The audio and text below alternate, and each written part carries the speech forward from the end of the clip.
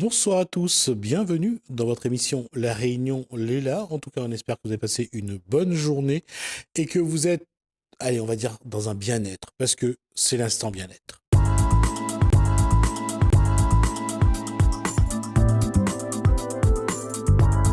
Le bien-être Davy de Fleur, c'est quelque chose qui est pas dont tout le monde parle de plus en plus. Il y a de plus en plus de méthodes. D'abord, Davy, bonsoir. Bonsoir. Et mais on a de plus en plus de mal à aller vers le bien-être, apparemment. Je pense qu'on ne prend pas toujours le bon chemin. C'est-à-dire, C'est très simple et on se complique la vie. à ce point-là? Oui, je pense. Mm. Le bien-être, c'est pas difficile. Quand on est fatigué, il faut chercher l'origine de la fatigue. Et juste quand on a trouvé l'origine, et c'est là-dessus qu'on doit travailler pour trouver vraiment son bien-être.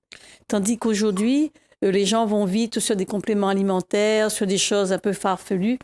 Ça n'a pas vraiment de sens. Ça n'a pas de sens. Euh, Qu'est-ce qui explique que, quand on regarde, il y a tellement de méthodes, de protocoles, de procédés, de process, mais plus on invente, plus on a l'impression que Ça va mal. ça va mal. Parce que c'est mal interprété et mal travaillé. Je pense que quand il y a bien-être, si on a trouvé l'origine, on travaille sur l'origine, c'est comme, je ne sais pas, euh, la voiture est en panne. Bon, une voiture est en panne, on ne va pas se bagarrer pour faire rouler la voiture. On emmène chez le garagiste et c'est lui qui va dire, c'est la batterie, c'est la roue, c'est l'essence. Voilà. Et on travaille là-dessus. On ne va pas démonter la voiture de toutes parts. Mais l'être humain, c'est la même chose. Et on va parler aujourd'hui d'une maladie qui touche les femmes, l'endométriose.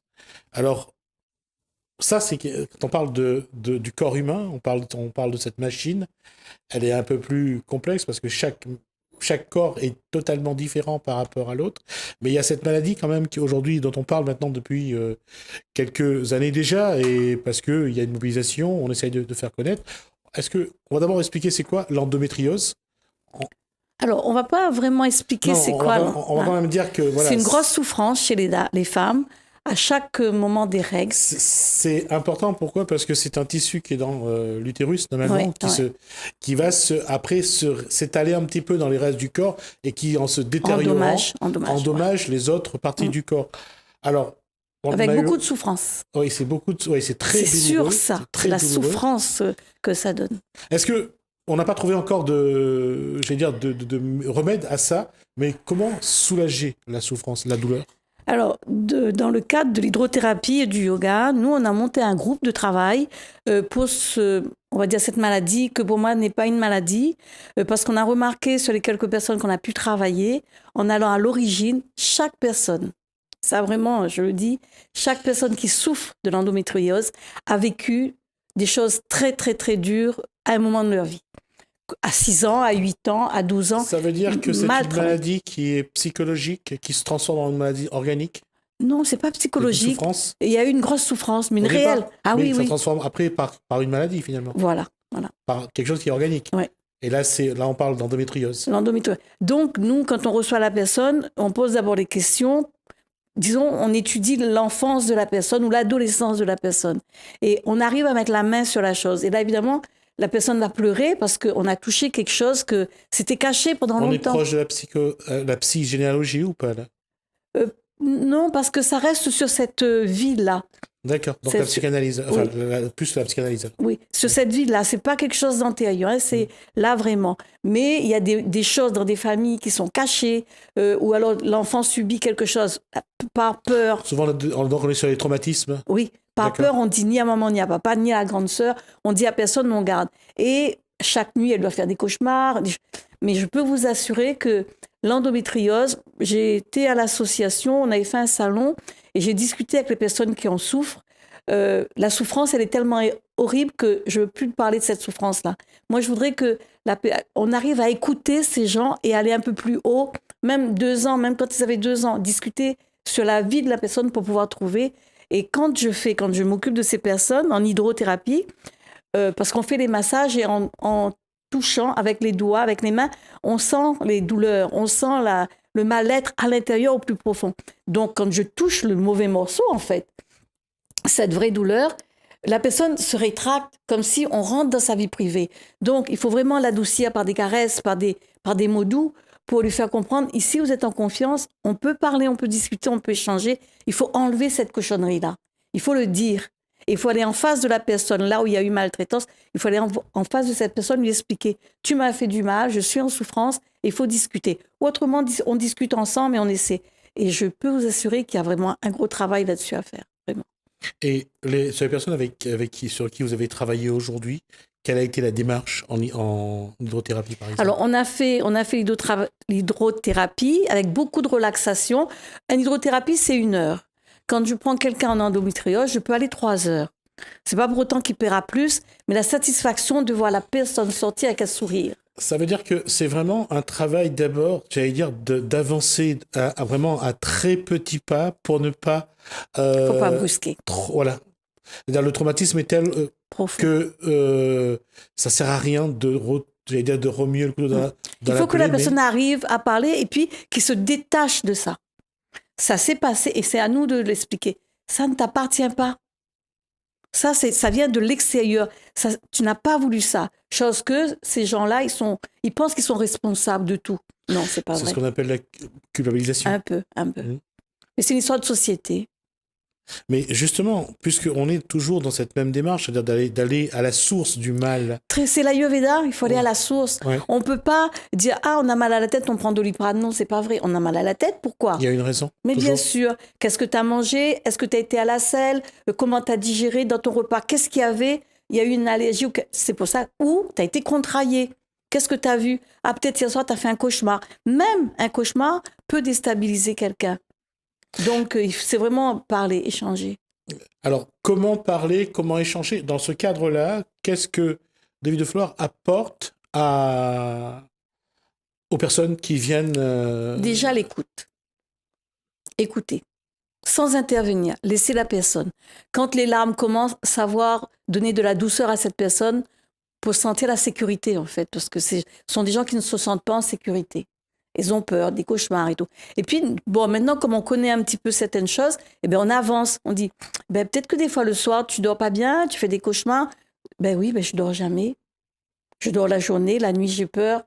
Voilà. Donc, ça donne déjà... Donc, tu as peur du noir. On peut travailler là-dessus. Mettre une petite lumière, une veilleuse. Il y a des petites solutions qu'on donne. Comment se mettre au lit, comment préparer ses draps, comment faire son lit pour avoir un meilleur sommeil. C'est des petites choses, mais très, très importantes. Et bien, on fait ça en hydrothérapie aussi. C'est un soin où on n'apporte que du bonheur à la personne. Dans des gestes, dans des petites histoires, des trucs. Il y a là, quand on parle d'hydrothérapie, quand on parle d'accompagner la personne qui a cette souffrance, c'est plus sur j'allais dire, dans un besoin d'abord de reconnaître sa maladie. Oui. Ouais. Parce qu'en fait, il y a une association et l'association parle que de la souffrance. On sait que ces gens souffrent. Il faut trouver une façon qu'elle se détache de cette souffrance et c'est ça qu'ils n'ont pas touché à l'association. Pourquoi cette maladie existe? D'accord, cette histoire de muqueuse, bon, d'accord, je suis d'accord. Mais avant, cette personne, elle est née saine. Quand on arrive sur Terre, on arrive sain. Tout d'un coup, eh ben, c'est ça. On ne vient pas sur la Terre pour souffrir. Ça, il faut que les gens se mettent dans la tête. Sinon, il n'y aurait pas eu de naissance. Une maman ne porte pas un enfant de 9 mois pour donner la souffrance après. Donc ça, il faut vraiment que chaque femme comprenne que l'endométriose, ça se soigne dans la discussion, dans le partage, dans des soins.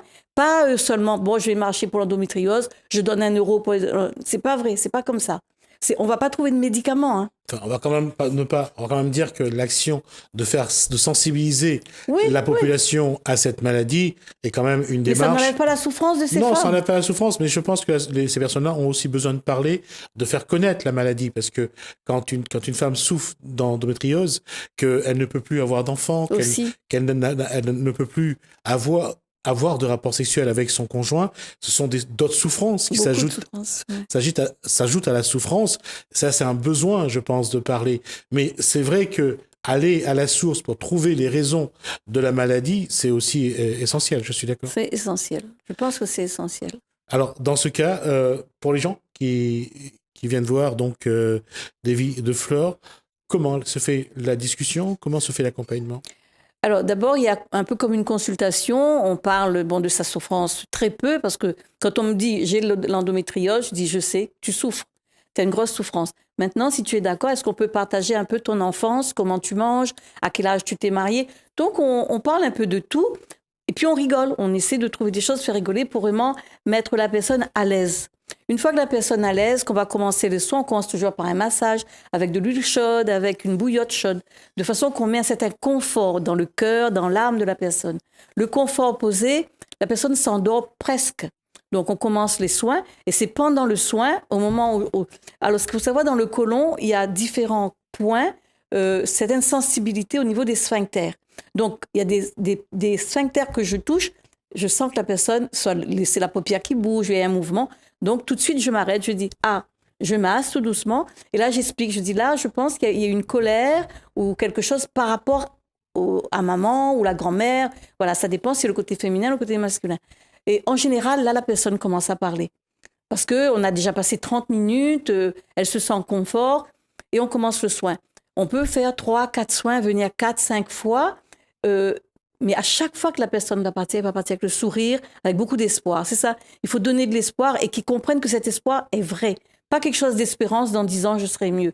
Non. Le mois prochain, quand j'aurai mes règles, je vais téléphoner des vies pour avoir moins de douleur. Je donne des petits trucs et cette personne, tout de suite, va chercher telle tisane, telle pochette d'eau, telle chose à boire. Pour vraiment... Et c'est au moment où elle souffre qu'il faut avoir quelqu'un. C'est pour ça que je dis, il ne faut pas hésiter. Au moment arrivé, si tu endosses même le soir, tu appelles. De toute façon, j'aurai toujours un mot, quelque chose pour t'apaiser. Et moi, j'arrive à me mettre en connexion et j'arrive à faire réveiller, par exemple, quelque chose de l'enfance. Et c'est à ce moment-là que la personne parle. Et généralement, qu'est-ce que ces personnes vous confient? Eh bien, les anxiétés qu'ils ont eues, les soucis qu'ils ont eus de maltraitance, en fait. Ça revient toujours à ce, j'allais dire, aux violences intrafamiliales. Violence, des fois la violence, c'est aussi la maltraitance. Il n'y a pas touché, mais des paroles. Les paroles. Des paroles. C'est ce que j'allais dire en fait. Ouais. J'allais dire à ça. J'ai une jeune fille que son père l'a toujours traitée de pute depuis toute petite parce qu'elle était belle. Donc jusqu'aujourd'hui, elle se sent sale, elle est malade, elle a plein de problèmes. Je dis, mais t'as rien, ma chérie. J'essaie de lui faire comprendre, lui redonner une autre image. Une autre image. Il disait ça parce qu'il était... Il connaissait pas. Et on revient à la culpabilisation, c'est-à-dire qu'à force d'entendre son père lui le dire, elle a fini par l'intégrer, bien sûr. C'est dans son cerveau, c'est totalement. Et tout ça, le cerveau, c'est... Quand on crée un bébé, la première chose qui est créée, c'est le côlon. C'est ça qu'il ne faut pas oublier. Le deuxième cerveau de là où il arrive après, c'est le côlon qui arrive avant. Donc cette gamine, elle a toujours été maltraitée, toutes ses souffrances là-dedans restent là-dedans. C'est à nous de l'enlever. Justement, lorsque je continue là-dessus, lorsqu'on parle à ces personnes-là, lorsqu'on parle de leur souffrance, lorsqu'on voit que cette absence d'affection, finalement, il y a le rejet, il y a l'absence d'affection, et on peut combler ce vide, ou alors il faut vraiment une vraie démarche vers l'acceptation de ce qui a été. Alors, c'est pas l'acceptation parce que on peut pas demander aux gens d'accepter d'être maltraités, c'est pas possible. Mais je pense que c'est des choses qui nous appartiennent pas. Donc, il faut expliquer à la personne, celui ou celle qui t'a fait du mal, eh ben c'est son problème s'il était mal. Si quelqu'un te fait du mal, c'est parce qu'il n'est pas bien. Si on est bien, on peut pas faire du mal. Donc, toi, maintenant, tu es une belle personne, tu as été à l'école, tu as étudié, donc tu dois plus... Ça ne t'appartient pas, il faut vider le sac. Et pour vider le sac, on vide ensemble les intestins, on vide ensemble le côlon, on change l'alimentation. C'est pas parce que dans le temps, tu mangeais que du riz et des grains que tu vas continuer. Allez, hop, comme si on fait un petit choc au corps, on change plein de choses de la vie pour essayer de donner une nouveauté. L'hydrothérapie, à ce niveau-là, lorsqu'on essaye de nettoyer son corps, d'enlever ces déchets qui s'entassent, qui encrassent la machine, ça aide justement à se nettoyer, à se sentir mieux. L'hydrothérapie, aujourd'hui, doit apporter cette... Ça doit être, oui, c'est fait pour ça, apporter ça. Avoir un jour nouveau, en fait. Hier, c'est hier. Aujourd'hui, je démarre sur autre chose. Et comment, justement, ceux qui viennent en hydrothérapie, comment eux, quand ils s'en vont, quand ils ont fini cette thérapie-là, comment eux se sentent? Bien. J'ai un cahier où il y a de belles signatures avec plein de jolis mots. Bon, ils appellent toujours quelque chose, ils s'adressent toujours à Dieu, en fait, quand ils ont fini. Heureusement que Dieu t'a mis sur mon chemin. Souvent, c'est ça. Je dis non, c'était le moment. C'était le moment. Voilà, on s'est croisés. Il n'y a pas vraiment hasard. C'était le moment de grandir. Là, il faut grandir. Je parle de femmes, parce que l'endométriose, mais vous savez qu'il y a aussi des hommes en souffrance.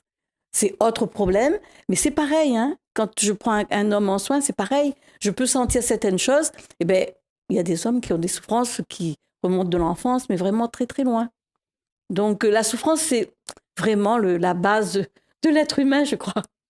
Et justement, si on revient à cette base-là, parce qu'on sait que c'est entre 0 et 3 ans que cette période où l'affection est essentielle et que ça crée cet équilibre-là, s'il n'y a pas d'équilibre, finalement, après, tout ce qui va se passer est en déséquilibre. Déséquilibre. Et en termes, comment ramener, par exemple, sa jeune fille qui a toujours été rejetée par son père et dégradée par son père, comment lui inculquer ces mêmes valeurs, lui montrer que elle est bien, que c'est pas parce que son père lui a passé son temps à dire qu'elle n'est pas quelqu'un de bien. Ben déjà, elle me décrit le travail de son papa et tout ça.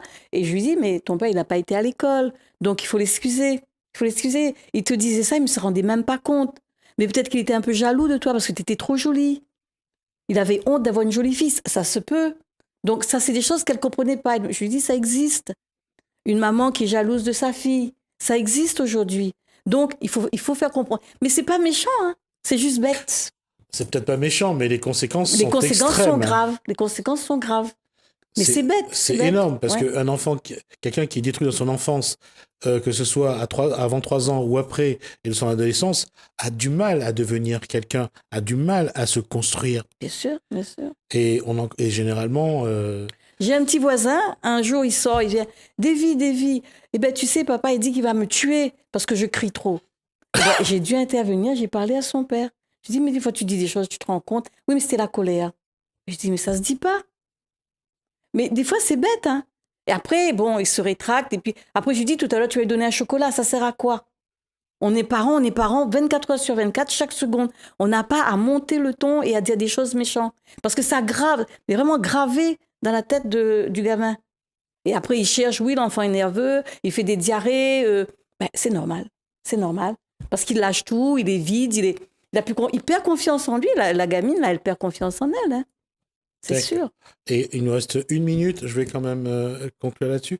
Qu'est-ce que aujourd'hui les gens qui sont dans ces formes de souffrance, que ce soit de l'endométriose ou autre, comment aller vers les gens? Parce que le problème, c'est entre les personnes qui se disent capables d'apaiser les souffrances ou d'apporter une forme de guérison.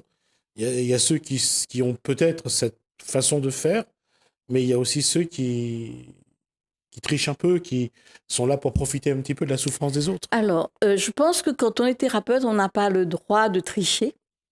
Normalement, on n'a pas le droit. On n'a pas le droit de tricher. Il y en a beaucoup qui trichent quand même. Hein. Parce que, quelque part, on a fait un vœu avec nous-mêmes de dire qu'on a envie d'aider. Parce que nous, on guérit personne. Hein. On a envie d'aider.